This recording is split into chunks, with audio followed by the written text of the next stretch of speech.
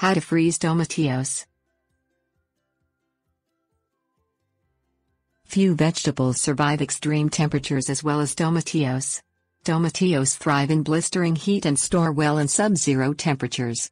Tomatillos are almost always eaten cooked heat tempers. They're sharp bites so you can't detect the softening that naturally occurs with freezing when you eat them in a salsa, stew or curry.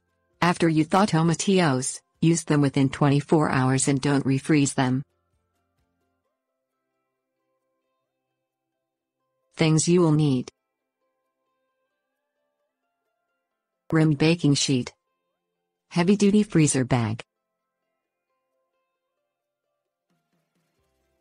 Step 1.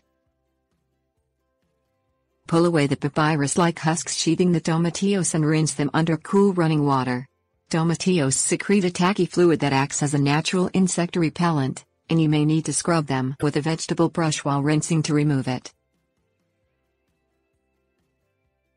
Step 2. Dry the tomatillos with paper towels and arrange them on a rimmed baking sheet. Place the baking sheet in the freezer.